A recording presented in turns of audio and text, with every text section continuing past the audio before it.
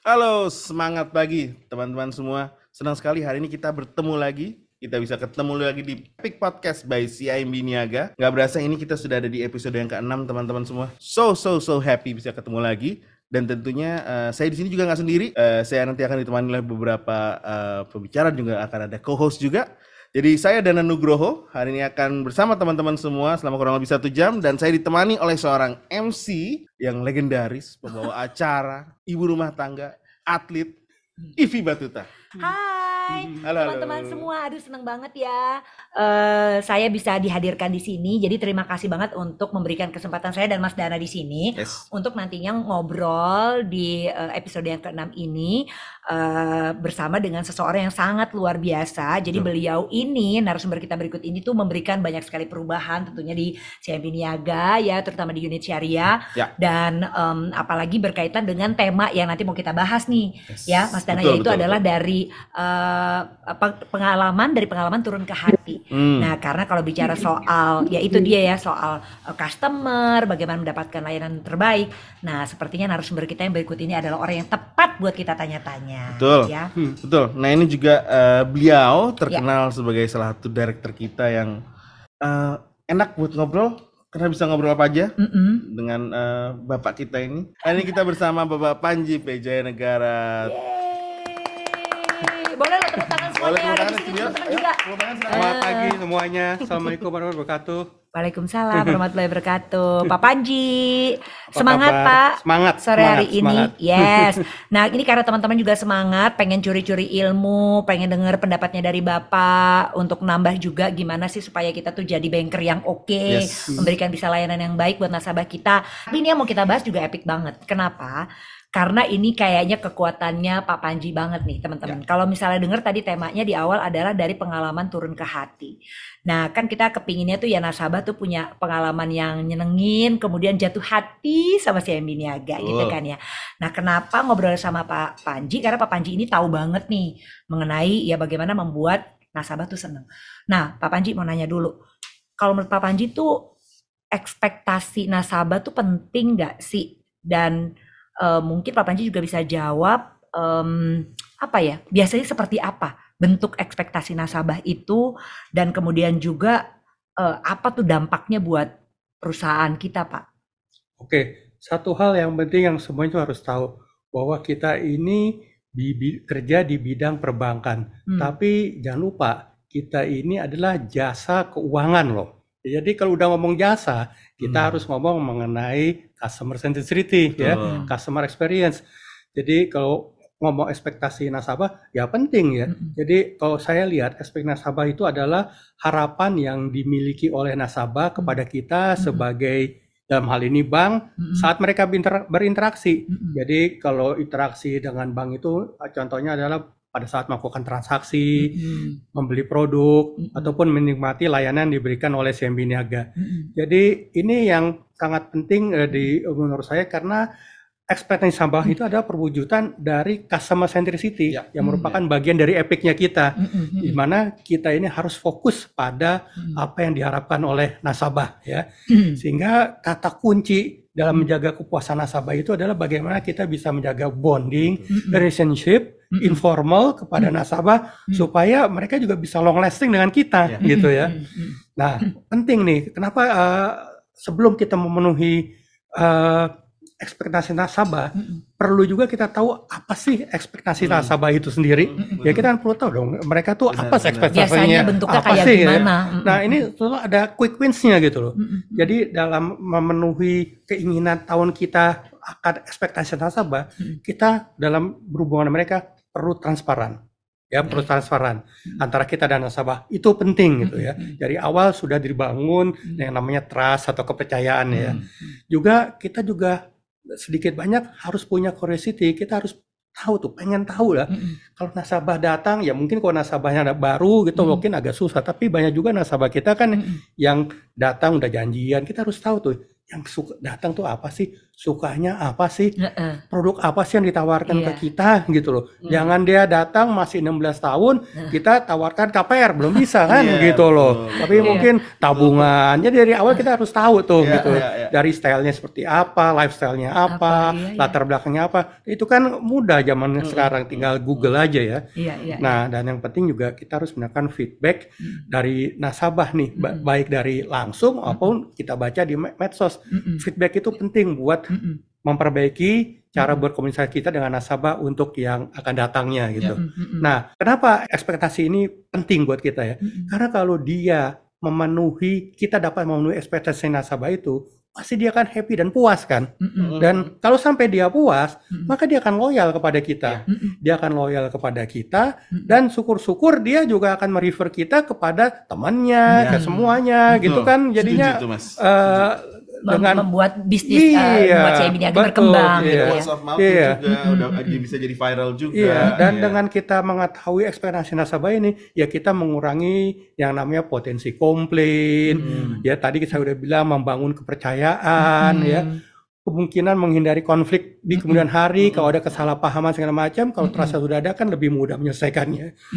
Lalu juga dari sisi brand awareness kita, kadang-kadang kalau kita ketemu nasabah itu menjelaskan kan lebih secara langsung lebih mudah daripada kita baca sekedar promosi ya, di koran apa di mana ya.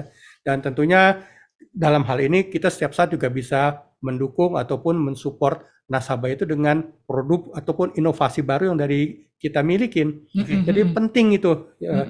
Jadi sebelum kita dapat memberikan customer experience yang terbaik buat nasabah, perlu kita tahu ekspektasi atau harapan nasabah itu apa sih? Nah, berarti kan si ekspektasi nasabah ini perlu ada pengelolaannya Iya. gitu ya Pak ya. Manajemennya ya. Iya gitu. Nah, tapi ya tentunya dengan tadi Bapak udah menjelaskan sedikit menciptakan experience yang baik terhadap nasabah. Nah, tapi gimana caranya membuat pengalamannya si nasabah ini menjadi berkesan gitu Pak? Iya. Supaya memorable buat mereka tuh Mhm, bagaimana? Jadi kita bisa lakukan ini secara formal, kita bisa lakukan juga secara informal. Ya perusahaan dan kita ya perlu menciptakan suatu hubungan ataupun koneksi pendekatan secara emosional, secara informal kepada nasabah ya. Jadi menciptakan pengalaman dengan nasabah itu bukan hanya sekedar menjual produk ataupun menjual layanan atau transaksi lainnya, tapi juga kita belajar bagaimana perusahaan itu dapat membuat nasabah supaya mereka itu dekat dengan kita. Iya. Itu penting supaya mereka itu merasa kenal perusahaan kita, supaya mereka juga merasa bahwa mereka cukup baik hubungannya dengan kita, sehingga terciptakan suatu partnership, tapi partnership dalam hal yang positif ya, Iya, bukan iya, yang negatif ya. Iya. Dan dalam hal ini juga penting buat kita untuk juga dapat menerapkan rasa empati kepada nasabah. Coba diputar gitu ya. Kita yang duduk sebagai nasabah gitu loh. betul, Ya, kadang-kadang kan aduh, kita jadi tahu gitu loh. Ekspektasi segala macam juga bisa macam-macam ya. Iya, jadi kita juga di sini bisa tahu bahwa jangan sampai kita tuh bekerja seperti robot gitu. Nasabah kalau hadapin sama robot kan ngapain dia datang ke kita kan? Ya, dan tentunya dalam hubungan nasabah itu kita terus dan harus selalu mencoba untuk memberikan added value, karena itu yang membedakan kita dengan yang lainnya kan. Added value itu yang harus kita coba ciptakan dengan nasabah, berikan kepada nasabah. Nah, saya punya satu contoh yang menarik. Ini bukan contoh yang saya lihat sendiri, tapi ini contoh yang cerita yang beredar di mana-mana di antara rekan-rekan di CIMB Niaga. Apa tuh Pak? Ya, jadi begini, pada satu hari ada seorang ibu gitu ya, mau datang ke CIMB Niaga mau melakukan transaksi gitu ya. Nah, pada waktu mau dia turun, hujannya keras gitu ya, hujannya keras. Handphonenya ketinggalan dia di rumah gitu. Iya. Sementara mungkin RM-nya kan udah tunggu gitu di cabang. Iya. Jadi dia tunggu 5 menit, 10 menit. Nah, rupanya ada satpam yang memperhatikan, loh si ibu nih hujan keras kok nggak keluar dari mobil atau bagaimana gitu ya. Iya. Lalu dia datangin sambil bawa payung, padahal dia ya kita kan tahu kan parkir juga mungkin agak jauh gitu ya, nggak bisa langsung depan pintu masuk kan. Dia ketok, Bu ada apa, bisa saya bantu nggak? Nah, momen-momen seperti ini nih yang bisa memberikan added value buat nasabah nggak akan lupa bahwa mereka diperhatikan sampai hal-hal yang mereka tidak pikir kita akan perhatikan. Saya sebenarnya sebagai nasabahnya CIMB Niaga juga pernah punya pengalaman manis banget loh. Oh ya? Jadi ada barang ketinggalan, terus udah gitu disimpenin, terus udah gitu di update-nya segala macem lah gitu. Padahal ya maksudnya dari waktu itu teman-teman yang bagian bersih-bersih gitu, tapi koordinasinya begitu luar biasa ya. Itu pengalaman kan ya Pak ya. Karena saya dari sisi nasabahnya nih, jadi saya ikut merasakan ya. Ya itu luar biasa sekali sih memang. Perlu kita ciptakan seperti yang itu ya. Nah tapi Pak, taruh dulu. Mas Dana mau nanya apa nih? Kayaknya lebih kayak gini. rempong. Mungkin kalau dari ngeliat dari cerita Mas Panji, ya, cerita Ivy juga. Kalau sebenarnya apapun yang kita lakukan tuh sebenarnya bisa memberikan kesan.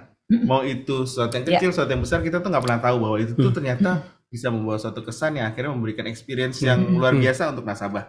Nah ini yang tadi Mas Bayu juga bilang, ini nanti dia akan ceritain ke temennya, ceritain ke saudaranya, jadi akan jalan tuh, virality-nya jalan, word of mouth-nya jalan.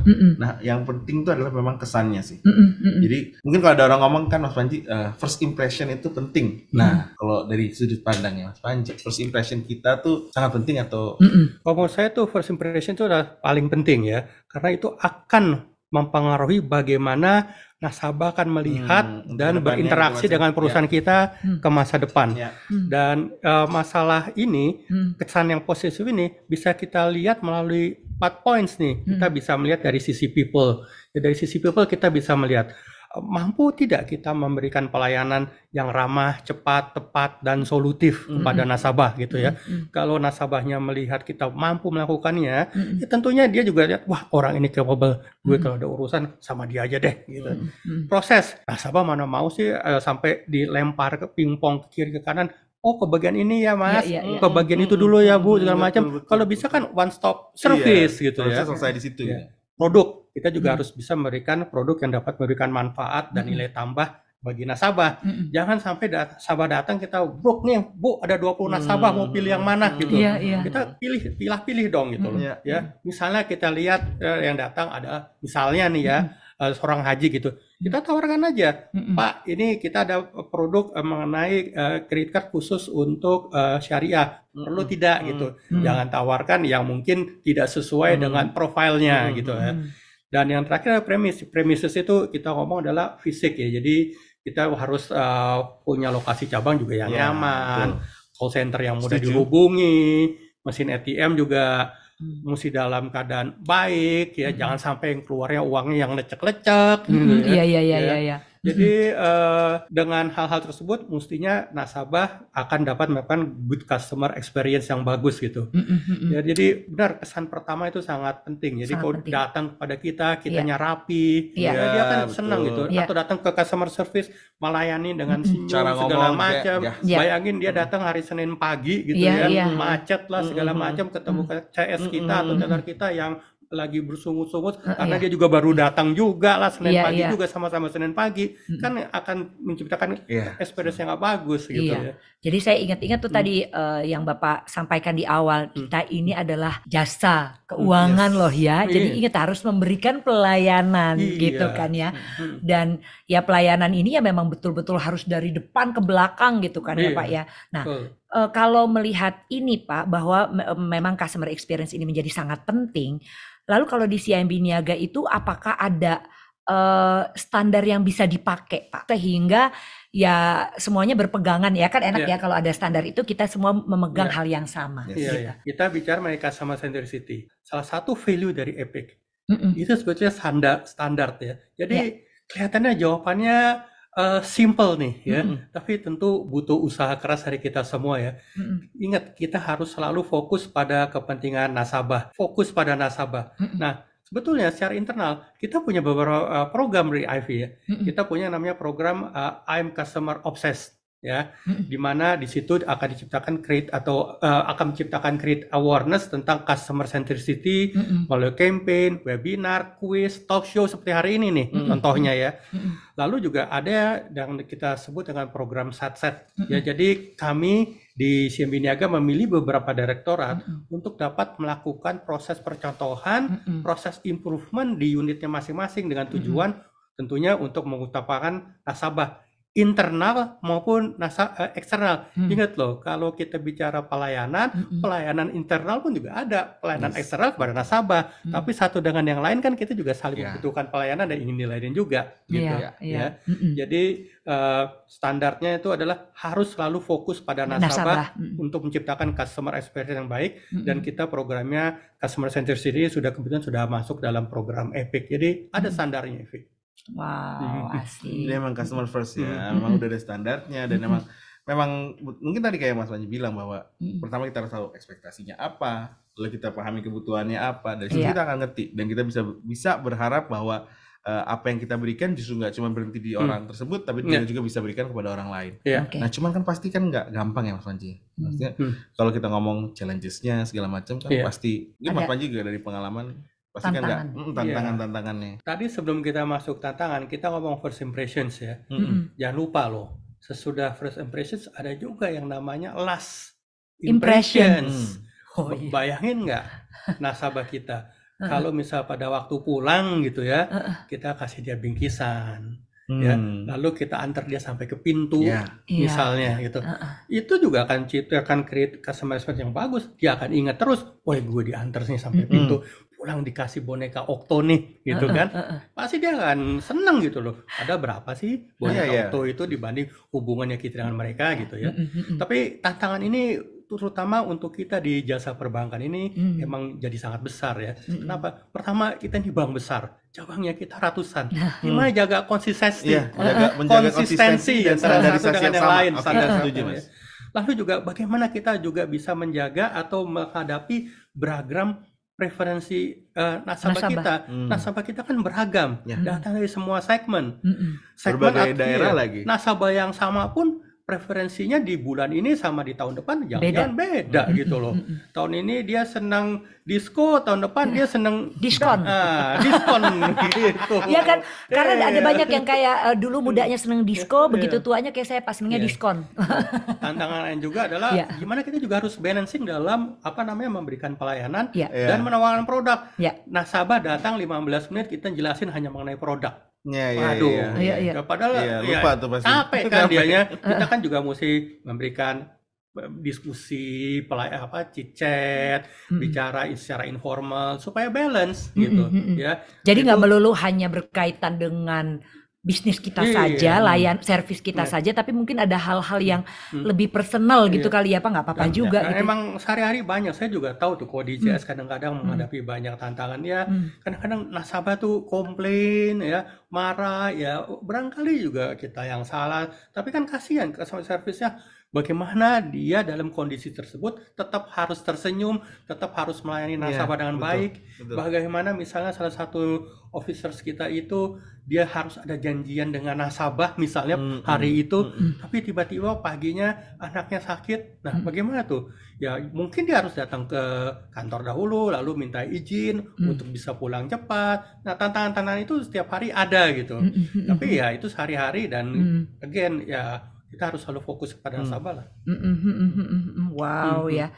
Sebentar, ini Mas Panji. Mas Panji kan sebelum akhirnya jadi seorang Mas Panji dengan secara directornya CIMB Niaga. Kan juga mulai dulu pasti dari awal, dari mulai menitikan dari bawah nih Mas Panji.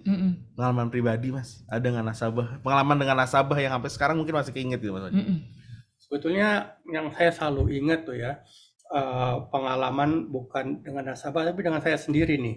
Oke, jadi itu yang nanti Bapak terapkan untuk bagaimana kita bisa melayani nasabah. Dan bukan di bidang perbankan. Jadi berapa bulan lalu saya pergi ke luar kota, ada event keluar kota, saya nginep di satu hotel. Saya nginep satu hotel. Wah, waktu saya nginep di hotel tersebut, ternyata bantalnya kotor, ada banyak rambut di situ.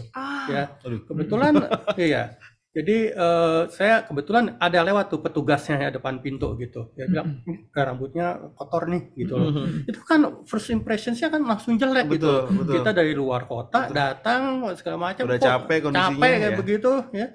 Nah, akhirnya saya keluar pergi gitu. Nah, begitu saya pulang gitu ya. Di situ ya bantalnya udah diganti pastinya. Tapi di situ dikasih buah. Terus ada tulisan tangan dari GM-nya. GM-nya saya sorry, ya minta maaf, apa lain lebih bagus segala macam. Dan saya ingat besoknya waktu saya pulang saya bilang saya mau check out ya, tolong di ininya billnya disiapin. Nah begitu saya keluar kamar mereka tahu saya mau check out, tiba-tiba ada tuh porternya bawain koper segala macam, walaupun waktu itu saya cuma bawa backpack aja gitu. Tapi itu semuanya menunjukkan sesuatu hal yang tadinya kita bad impressions Bisa pada langsung waktu berubah. pulang itu menjadi good impressions. impression. Jadi suatu kesalahan itu kalau kita bisa memperbaikinya secara baik, Betul. justru Setuju, menjadi Mas. positive point Betul. buat kita loh. Jadi mungkin poinnya justru jangan takut bikin salahnya, tapi pada saat sudah salah, bagaimana kita perbaiki supaya lebih Iya. bagus. Jadi sesuatu yang buruk itu bisa kita rubah menjadi positif. Jadi yang sekarang yang saya ingat adalah positifnya aja. Positifnya. Buat saya yang rambut itu bantal ya Nah, lucu-lucuannya ya, aja, dan iya, saya ingat iya. oh dia bikin surat tulis tangan, effortnya tuh ada di situ. Iya. Ya tapi karena memang seperti yang Pak Panji bilang ya, kita nggak mungkin bisa nyenengin atau memuaskan ekspektasi tadi itu tuh kan Betul. ada aja yang Pasti selalu ada perubahannya dan lain komplain, ya. sebagainya. Selalu ada komplain gitu kan, tapi bukan masalah kita takut gagalnya atau dikomplainnya ini, tapi keberhasilannya mesti diusahain. Yes. Iya. Gitu ya, keberhasilannya masih diusahakan. Nah, ini bagaimana nih Pak? Maksudnya kan gini, kalau misalnya kita lihat nih sekarang nih banyak di CIMB Niaga itu dari berbagai generasi nih Pak. Misalnya nih, pengen tanya aja nih menurut pendapat Bapak pribadi ini pertanyaannya agak sedikit berbeda mungkin ya. Jadi kan banyak juga yang kira-kira nih kalau misalnya kadang-kadang anak-anak muda ini misalnya suka mungkin ada, tahu kan masih ada emosinya atau segala macam, kira-kira bagaimana ya Pak ya supaya bisa para karyawan gitu semuanya itu membangun rasa bahwa nasabah itu menjadi sangat penting dan perlu diperhatikan gitu loh. Iya. Ya, Jadi mungkin memang ini kalau kita lihat aset terbesar kita ini kan adalah karyawan kita sendiri ya. SDM kita itu adalah aset terbesar kita ya. Dan selalu kita bilang kepada para karyawan kita, kasih yang namanya good customer experience. Ya. Selalu berikan good customer experience kepada nasabah. Tapi sebelum kita bisa memberikan good customer experience kepada nasabah, jangan lupa loh, kita juga harus memberikan good employee experience. Good employee experience ya. Betul. Karena awalnya dari situ justru. Ya. Jadi kalau misalnya karyawannya happy, maka mereka engagementnya dengan perusahaan kan juga jadi happy, akan jadi senang juga. Dan karyawan yang happy itu tentunya akan bisa memberikan yang terbaik bagi perusahaan kita juga kan. Ya, jadi sebetulnya ada banyak yang kita lakukan dengan mereka. Kita tahu yang namanya akhir bulan ini kita ada yang namanya Olimpi Niaga Shine ya. Jadi minat dan hobinya karyawan-karyawan kita akan tersalurkan di situ. Lalu kita ada yang namanya training namanya skill knowledge, attitude dan appearance. Ya itu ada.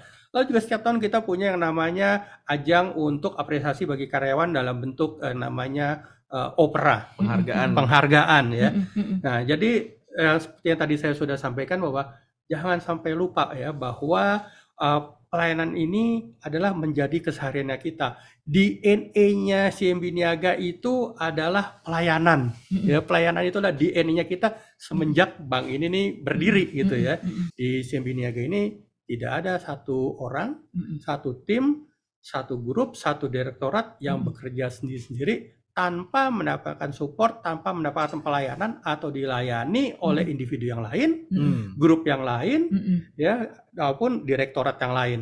Jadi ini kita ini semuanya satu sampul tali yang merekat yang tidak bisa terpisahkan satu sama yang lainnya. Saling melayani, saling dilayani. Jadi sebelum kita nanti keluar ya kepada nasabah, kita harus lihat ke dalam kita sendiri. Sudahkah di dalam ini kita melakukan customer experience yang baik? Sudahkah kita saling melayani dan dilayani? Itu penting gitu. Jadi mulailah dari dalam, mulai dari diri kita sendiri, baru kita keluar. Kalau di CIMB Niaga tuh ada ya Pak ya, misalnya gini, kayak kalau kita lagi melayani kan ya, namanya juga cabangnya banyak nih. Berarti kan mungkin karena yang di lapangan ketemu nasabah langsung dengan berbagai permasalahan yang ditemui gitu, ada Pak si karyawan ini bisa menyampaikan gitu apa saja yang rasanya diperlukan untuk bagaimana memberikan customer experience, bisa menyampaikan aspirasinya ya Pak ya? Justru kita harus gali pada nasabah ya. Iya. Justru Karyawan-karyawan bisa menyampaikan itu. Bisa dan justru kita harus gali gitu. Pak, ada input atau apa enggak? Karena setiap input dari nasabah itu ada perbaikan buat kita, koreksi buat kita sendiri. Iya, Jadi justru kita sarankan setiap kali. Saya juga kalau setiap kali ketemu nasabah, saya tanya apa yang baik dari kita, apa yang perlu diperbaiki dari kita. Itu bagian dari kita untuk memperbaiki diri sendiri. Oke, jadi ada proaktif juga bertanya Harus, ya seperti iya. itu, harus seperti itu. Oke, nih kalau misalnya teman-teman mau tanya langsung ke Pak Panji boleh loh ya, silahkan kalau misalnya mau bertanya ya tentang customer experience ini. Tema kita adalah dari pengalaman turun ke hati. Ya seperti yang tadi Pak Panji bilang, kita pengen punya nasabah-nasabah yang loyal. Betul. Ya nasabah-nasabah yang bukan cuma sekedar Yang loyal. sustain ya, yang emang untuk jangka panjang berbank bersama kita. Betul sekali ya kan, bisa mendukung inovasi juga ya, apalagi kita udah punya si Autoclicks ini lain sebagainya ya, dan mereka kemudian juga bisa berceritakan pengalaman yang luar biasanya ini kepada orang-orang yang belum merasakan pengalaman bertransaksi keuangan di CIMB Niaga ya. Jadi langsung nih teman-teman, kalau ada yang mau tanya silakan bisa langsung chat dan akan langsung dijawab saat ini ya. Oke. Nah, kalau misalnya kita ngelihat tadi menarik tuh Mas, kayak kita ngomong Mas Panji bilang bahwa kita selalu menggali lebih dalam. Nah, ini kalau mungkin buat ini pesan nih Mas, buat yang mungkin masih muda-muda, yang masih baru memulai ini di CIMB Niaga. Nah itu tadi yang aku bilang kan, banyak yang masih muda-muda nih Pak, kadang-kadang kan gitu masih kan. emosian. Terus kadang-kadang lupa. Ya maksudnya Bapak ingin menyampaikan apa kepada mereka? Sebetulnya ini bukan pada yang muda aja, tapi pada semuanya. Pada semuanya. Iya Pada sih, yang sebenarnya. muda, seluruh teman-teman di direksi, seluruh karyawan-karyawan CIMB Niaga, kita ini semua harus menjadi pribadi yang menerapkan nilai-nilai epic, khususnya dalam hal ini adalah mengenai customer centricity. Seperti saya sampaikan tadi, kita ini melayani nasabah. Nasabah bisa internal, bisa juga eksternal. Kita tidak menawarkan produk, tapi kita membantu memenuhi produk yang dibutuhkan oleh nasabah. Beda ya. Ya. Jadi masalah customer centricity buat teman-teman yang masih muda bukan masalah individu atau masalah jadi bagian tertentu saja. Ini menjadi masalah, menjadi bagian dari tanggung jawab kita secara kolektif, secara bersama-sama. Ini tanggung jawab kita bersama-sama, jadi harus kita selesaikan secara bersama-sama pula. Tidak ada satu bagian yang ditugaskan khusus untuk CX. Semua harus menjadi bagian dari CX tersebut. Dan yang paling penting, yang senior harus turun tangan, harus turun ke bawah, memberikan contoh ke bawah. Ya. Kalau yang di atas itu mengharapkan ini semua turunnya datangan dari bawah, ya nggak jalan. Kita selalu harus mencontohkan, memberikan contoh. Kalau ada yang kurang, kita memberikan teguran, saran atau apapun juga gitu. Jadi semuanya harus seperti saya sampaikan tadi harus dilakukan secara konsisten dan merata di seluruh bagian atau unit di CIMB Niaga. Konsisten dan merata tuh Mas Dana. Konsisten. Mudah-mudahan terus ya konsisten saya.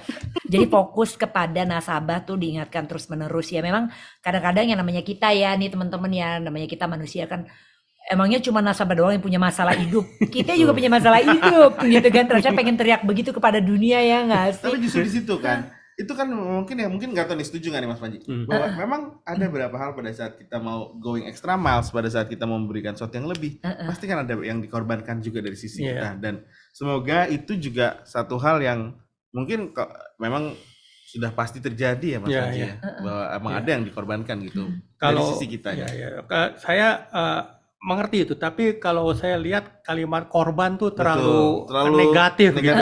Saya lebih senang mengatakannya bahwa kita ini bukan berkorban, tapi kita ini menginvestasikan seluruh sumber daya, waktu, tenaga, dan kerja yang kita miliki untuk kebaikan nasabah, karena ini akan kembali kepada kita lagi. Nah, dipikirkan itunya. Sebenarnya benefitnya buat kita gitu. Contohnya nih, contoh yang simpel aja ya. Dulu karena saya di bagian direktur syariah, kita sangat berhubungan dengan pelayanan haji dalam orang mendaftarkan haji.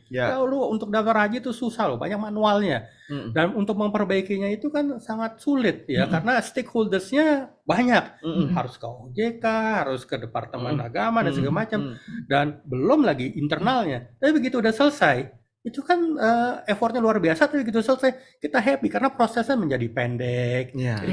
jadi Ya, memudahkan ya. memudahkan gitu. Ya itu contohnya ya.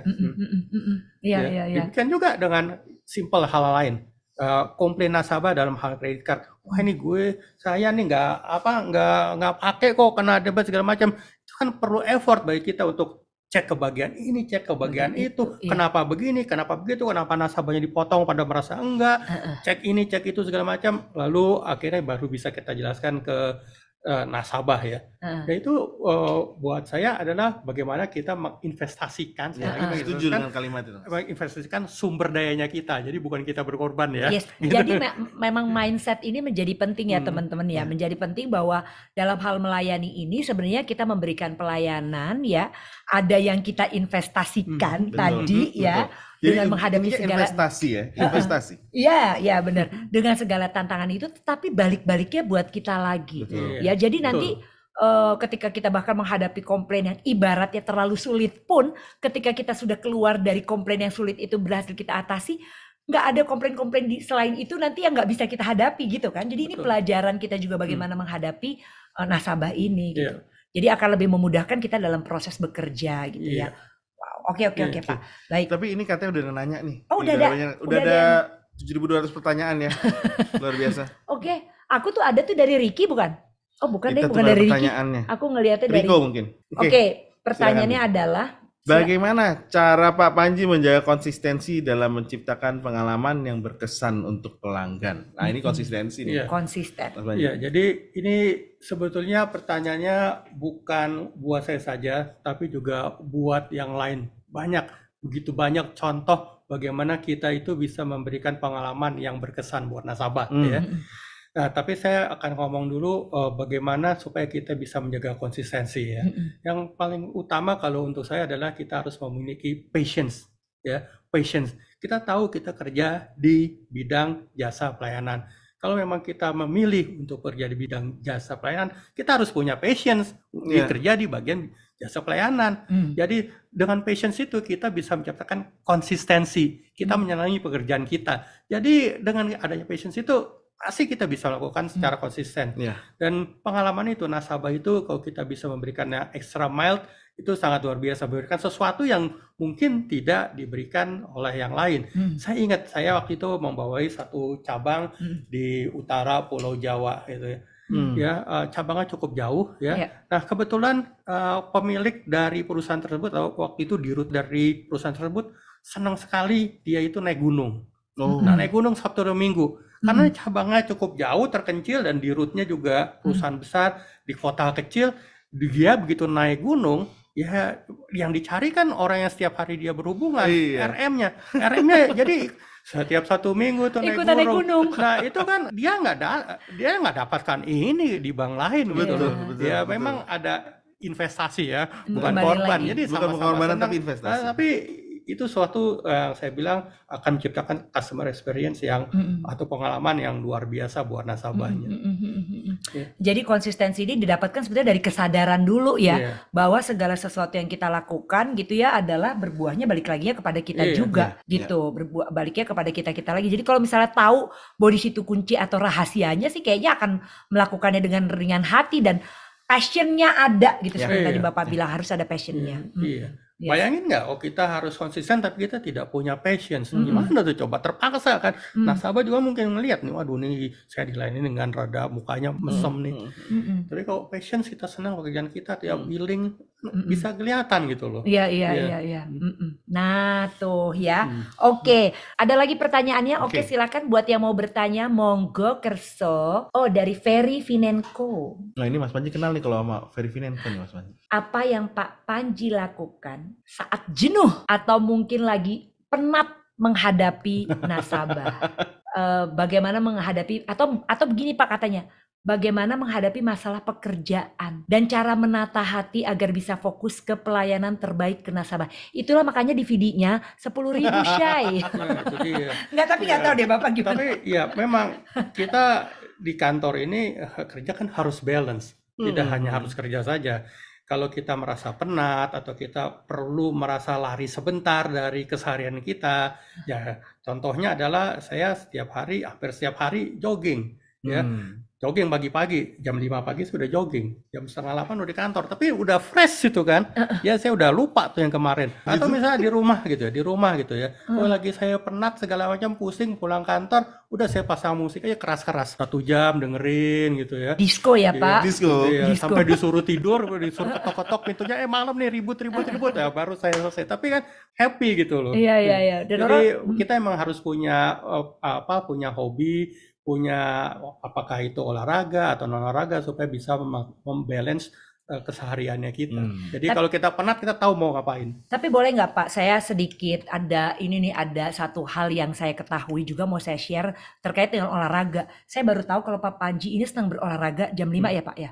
Biasa jam 5. Udah jogging ya? Iya. Jadi katanya tuh ya Pak ya, saya pernah baca buku, jadi ya memang menghilangkan stres itu dengan berolahraga itu betul karena hormonnya kan yang dihasilkan kan gitu. Jadi bukan olahraga itu memang mesti dipaksakan gitu, walaupun ada orang yang tidak senang berolahraga pun katanya harus dipaksakan untuk bisa menciptakan ya itu mood baik itu gitu kan. Dan ya dengan heart rate tertentu katanya heart rate itu tuh baik sekali untuk ya tadi supaya yang kena mental ini tuh jadi hilang. Jadi aman gitu ya. Karena ada banyak kan orang yang berpikiran kalau lagi capek ya mendingan kita gogoleran deh gitu kan, rebahan. Tapi ternyata olahraga mesti dipaksakan ya Pak. Udah berapa lama Bapak jogging? Saya udah 3 tahun, 2 tahun, 3 tahun lah. Karena emang awalnya dipaksain gitu loh. Ya, gitu. Ya waktu work from home gitu ya. Nggak kemana-mana, aduh saya mulai start jogging lah. Mulai dari pelan-pelan jalan, segala macam. Tapi pertama dipaksain, tapi sekarang sehari-hari. Seminggu kalau saya nggak jalan kaki, aduh kakiku rasanya, badan kok rasanya nggak enak ya. Gitu loh. Jadi otomatis sekarang saya kalau ada waktu ya pasti saya jalan aja lah. Begitu keluar keringat segala macam, aduh enak banget ya. Jadi fresh gitu. Iya. Emang dulu Bapak senang olahraga nggak? Kalau dulunya gitu, dulu, flashback. Suka saya main golf, main. Main golf. Oh. Kadang-kadang kalau diajak main tenis ya saya main. Ya, suka saya olahraga, badminton main. Ya. Tenis meja main. Waktu muda saya ikut tuh kejuaraan badminton pernah, kejuaraan tenis meja pernah, kejuaraan tenis pernah, kejuaraan catur pun saya pernah ikut. Menang? Kalah. Ya Bapak jangan menang dulu ya Pak ya. Nanti orang ada beberapa yang kita kalah. Iya. Banyakan kalahnya. Oh gitu. Ya kalau Bapak sampai menang juga Pak, kita bingung. Bapak ini kayaknya cocok semua nih kayaknya. Oh gitu tuh ya Mas Ferry ya gitu. Jadi ya rupanya menata hatinya dengan melakukan sesuatu yang disuka. Dan apapun yang positif dan disukai itu cara menata hatinya seorang Mas Panji intinya. Oke, ada pertanyaan berikutnya lagi, silakan ya. Sore Pak Panji, boleh sharing Pak pengalaman menghadapi atau challenging selama boleh diklik. Nah, sore Pak Panji, boleh sharing Pak pengalaman menghadapi nasabah yang paling challenging selama ini dan bagaimana cara menghadapinya. Nasabah yang paling challenging ya. Mungkin dari dulu pada saat baru memulai perjalanan di perbankan mungkin. Saya pikir nasabah yang paling challenging itu secara umum adalah dari sisi nasabah syariahnya kita. Ya, kenapa challenging? Begini, saya ngomong secara garis besarnya aja ya. Literasi perbankan di Indonesia, perbankan komersial Indonesia itu adalah 40%. Literasi perbankan syariah Indonesia itu 8%. Okay. Jauh banget. Jauh. Jadi, jangankan kita mau mengajarkan mengenai syariah, belum tentu juga mereka tahu mengenai perbankan konvensional. Dan 8% itu nasional loh. Jadi belum tentu kita sendiri sebagai bank cukup tahu gitu loh. Jadi penting buat kita untuk sekali lagi dari dalam sendiri, mulai dari sendiri, belajar mengenai syariah apa, baru menjelaskan kepada nasabah. Dan itu perlu effort yang lebih gitu loh. Ya. Karena bagaimanapun juga perbankan konvensional dan perbankan syariah kan pasti ada bedanya gitu. Dan ini sesuatu yang menurut saya paling challenging karena kita sebagian besar dari kita adalah ada di perbankan konvensional. Untuk mulai perubahan menjual produk syariah, berbicara dengan nasabah syariah itu kadang-kadang beda. Dan menurut saya sangat challenging sekali lagi karena masalah literasinya juga beda. Bukan dari luar aja, juga dari dalam. Tapi waktu Bapak memulai mimpin tuh dari tahun 2016, kemudian di 2017 kan Bapak kan boom gitu lah ya. Syariah, unit syariah di CIMB Niaga tuh boom ya sampai kayaknya di atas 80% ya Pak ya, gitu Iya. kan ya. Itu kan padahal dengan fakta bahwa si literasi syariah Indonesia itu tadi yang kurang dari Masih 8%. kurang ya. Nah mungkin bisa sedikit Pak, yang Bapak lakukan ini ada berkaitan dengan customer experience ini. Jadi kalau dimaksud dengan customer experience, kita lihat adalah nasabah-nasabah kita itu hanya tahu mengenai perbankan konvensional, ya. Padahal di perbankan syariah juga banyak produk yang beragam, banyak sekali program-program beragam yang mungkin belum dikenalkan, mungkin tidak dikenalkan karena tidak tahu cara mengenalkannya, atau mungkin produk-produk tersebut adalah produk-produk yang agak inferior. Tapi begitu kita belajari, begitu kita lihat apakah bisa memberikan added value segala macam, ternyata produk-produk perbankan syariah itu banyak yang juga sama bagusnya, bahkan ada yang melebihi yang lebih bagus dari produk konvensional. Kalau ini bisa memberikan added value kepada nasabah, kita pun juga menjualnya kan juga lebih pede kan. Wah, yang produk syariah ini lebih bagus loh. Kita dengan cara-cara tersebut dalam memperkenalkan produk-produk baru ya, dan dengan tentunya dengan tapi sambil edukasi juga kan sambil sharing knowledge, itu lama-lama ya kita bisa meningkatkan portfolio dari perbankan syariah kita secara internal. Jadi memang yang kata kuncinya itulah tak kenal maka tak sayang. Nah, itu gitu. Jadi kalau tidak dicoba sekarang, ya kapan lagi gitu. Betul. Iya kan? Dan Ivy jangan lupa seluruh nasabah, seluruh karyawan CIMB Niaga sekarang rekening payroll-nya pakai syariah loh. Betul. Nggak ada yang, saya belum dengar yang komplain loh. Jadi ya dari sini ya mudah-mudahan bisa menggulir terus kan. Kalau dari dalam sudah pakai, mesti bisa keluar kan. Kalau dari dalam sudah ada customer experience yang bagus ya, mudah-mudahan bisa dijual keluar. Iya, rasanya sih udah. Oh, udah Udah. berjalan lah. Orang Dengan performanya performa kayak sekarang kuartal sih. pertama 2023 oke banget kan Pak? Bagus. Jadi kalau belum punya rekening syariah nanti buka ya. Cabang masih buka. Benar, saya belum punya memang. Terus gini, tapi ini udah langsung jadi kepingin ketemu langsung sama dedengkotnya ya. Iya benar.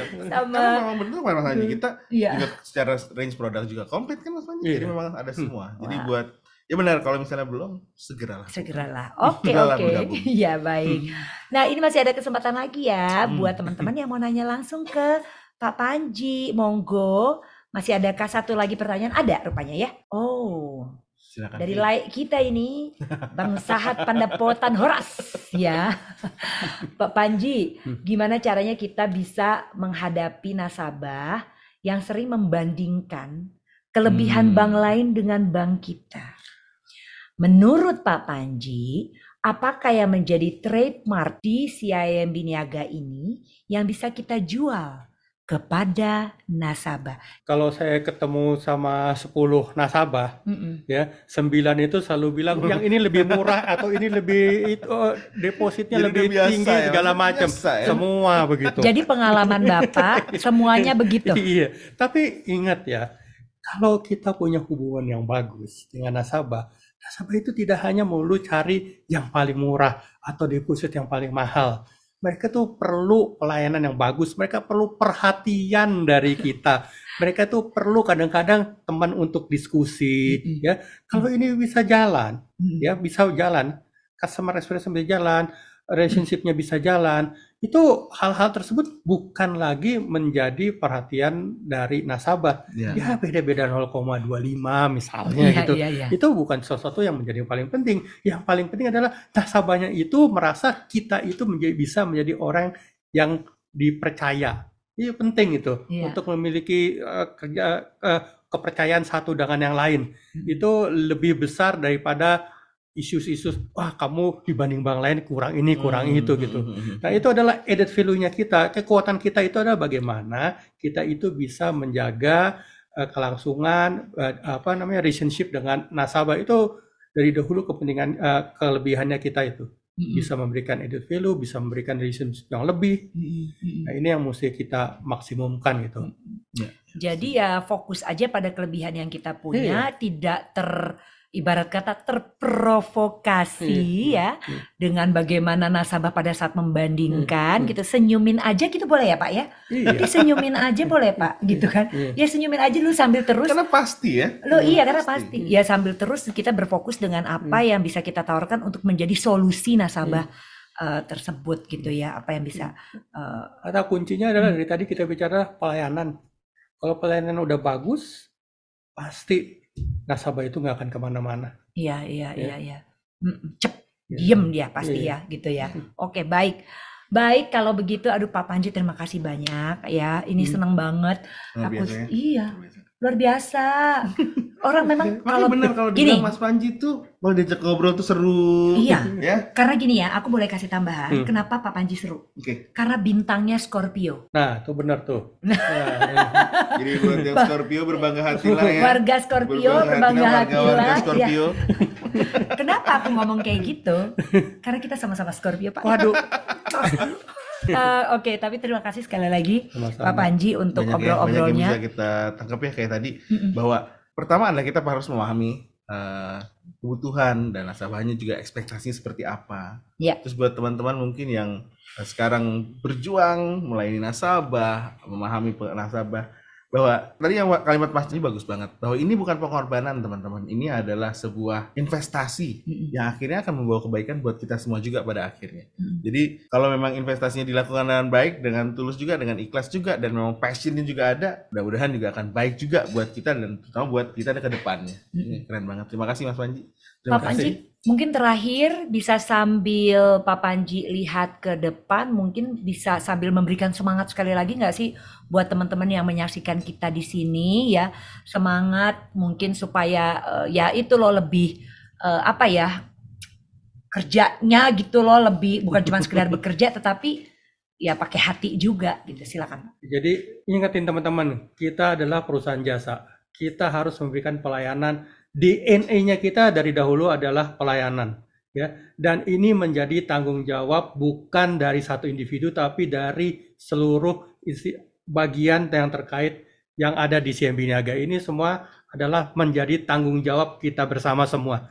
Kita harus kerjakannya secara bersama-sama. Kalau ada kekurangan, kita harus kerjakan secara bersama-sama, harus memperbaikinya bersama-sama. Kalau ada yang positifnya, ya tentunya kita juga rayakan secara bersama-sama juga gitu. Jadi again, ini tanggung jawab kita bersama untuk dapat melayani nasabah. Terima kasih banyak ya. Boleh tepuk tangan semuanya di sini. Seru. Sekali lagi Pak Panji, semoga kita bisa bertemu di lain kesempatan ya. Makasih buat Dana, Terima kasih, FP, dan buat teman-teman semuanya. Terima kasih buat telah melihat acara ini. Assalamualaikum warahmatullahi wabarakatuh. Yes. Sampai berikutnya di episode khususnya Salam Epic. Salam Epic. Bye. Bye.